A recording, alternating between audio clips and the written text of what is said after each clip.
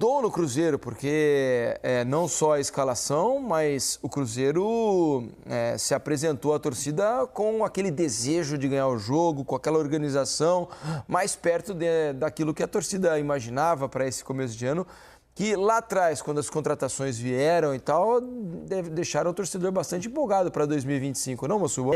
Eu não conseguia olhar para o jogo sem pensar na entrevista recente do Pedro Lourenço, dono da SAF do Cruzeiro, em que ele dizia ter errado nas contratações.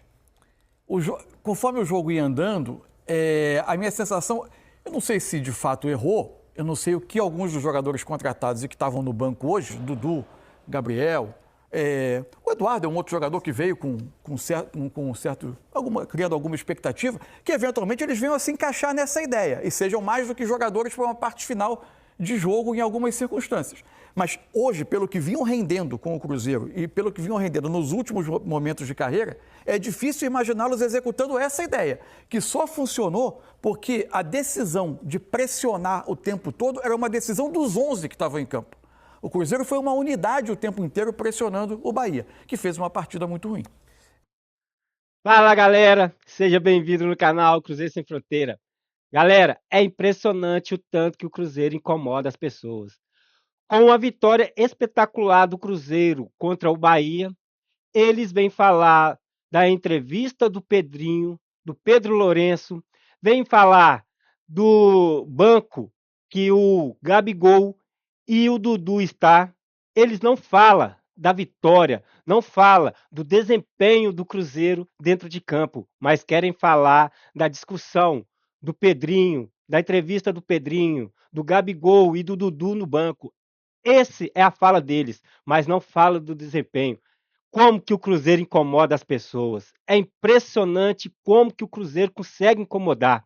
É isso aí, time gigante é dessa forma, consegue incomodar as pessoas.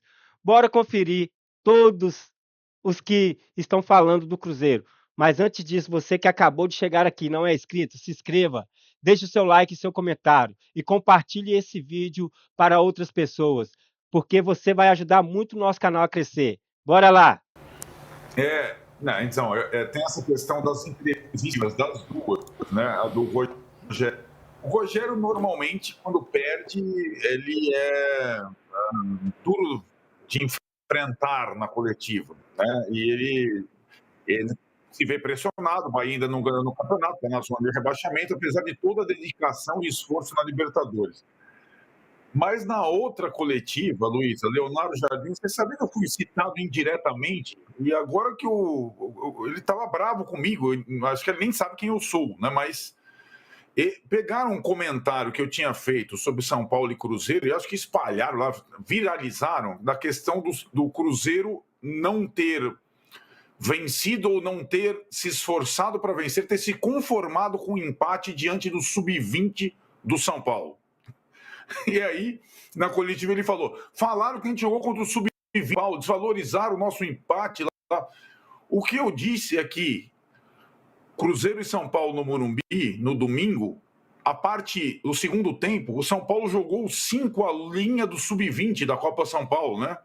Ferreira, Alves e Rian Francisco, porque não tinha jogador no banco para colocar. E o Cruzeiro depois, com esses nomes todos no banco, Gabigol, etc e tal, Dudu e tal, depois que empatou o jogo, o São Paulo destruído, sabe quando se você empurrar o cara, ele cai? Mas o Cruzeiro preferiu fazer cera, ganhar tempo e levar um ponto para casa. Eu achei que o Cruzeiro tinha tudo para vencer no Morumbi e aí teria ainda mais pontos, né, nesse campeonato. Foi só isso. E eu elogiei a torcida do Cruzeiro, que foi em grande número ao estádio e fez mais barulho que a torcida do São Paulo. E os caras ficaram bravos que eu falei que não ganhou do Sub-20. A linha do São Paulo era Sub-20. Evidentemente, o time inteiro não. A linha que era a linha da Copa São Paulo. Não posso fazer nada. Eram os 3 da Copa São Paulo que jogaram contra o Cruzeiro. O Cruzeiro jogou uma partidaça ontem. Se o Cruzeiro jogar assim no Campeonato Brasileiro, todo jogo, eu sei que é difícil. Eu compreendo que fazer a marcação, pressão o tempo todo é muito complicado. Dudu eu não concordo muito de ficar no banco, porque o Dudu é participativo. Ah, mas não do jeito que, o Leonardo Jardim pede. Mas Dudu, se ele fizer isso aí, Pascoal, em 15 minutos ele morre. Não, mas 15 minutos ele já não participa mais do jogo. Deixa ele fazer, ué. E aí você vai perder um jogador com 15 minutos, não é característica do Gabigol, não é característica do Gabigol exercer essa pressão. Sim. O Gabigol é o jogador de ter a bola ou de, estando com a bola, ter companheiros para apoiá-lo. Ele joga no chamado jogo apoiado, né? O Gabigol? O Gabigol só trabalha no jogo apoiado. Só quando tem alguém para apoiar. Joga o jogo finalizado, Pascoal. Não é finalizado. Joga para ele finalizar. É isso. Então, ô Zé, o Cruzeiro jogou uma partidaça ontem. Se o Cruzeiro jogar assim no Campeonato Brasileiro, todo jogo, eu sei que é difícil. Eu compreendo que fazer a marcação, pressão o tempo todo é muito complicado. Porque se todo mundo conseguir repetir esse tipo de marcação o tempo todo, o futebol seria espetacular. Sim. Seria espetacular. E achei que o Cruzeiro fez um bom jogo. Eu não vou criticar o jogo do Bahia, não. Você acha que é mais mérito do Cruzeiro? Muito mérito do Cruzeiro. Muito mérito do Cruzeiro.